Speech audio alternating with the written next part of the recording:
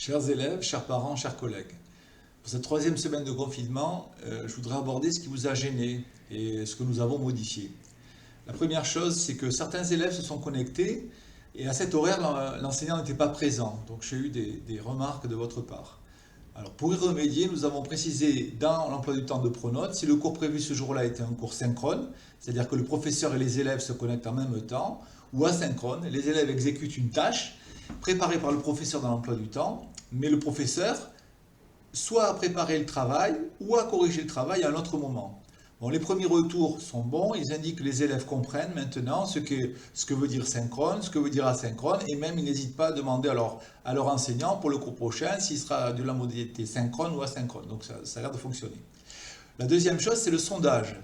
On a fait un sondage récent auprès des parents. Donc ce sondage indique que les parents sont plutôt bien connectés à l'Internet, pas tous bien sûr, mais pour la majorité.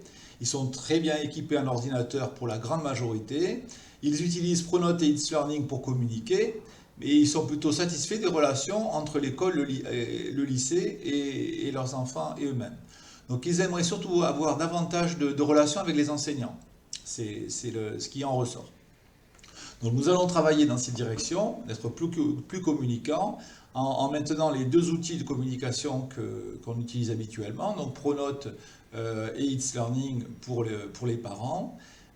Des outils existent dans ces plateformes qui sont la messagerie, le cahier de texte et la progression pour la période à venir. On va les utiliser. Le troisième point est les emplois du temps. On a allégé les emplois du temps, ça a donné de bons résultats, ça permet de mieux équilibrer le travail et le relevé d'absence.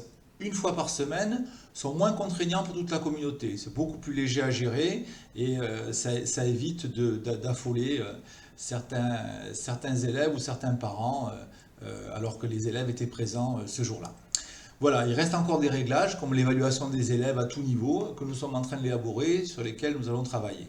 Je vous souhaite une très bonne semaine et je vous conseille la prudence et la confiance à cette situation dont nous allons sortir. À très bientôt. Au revoir.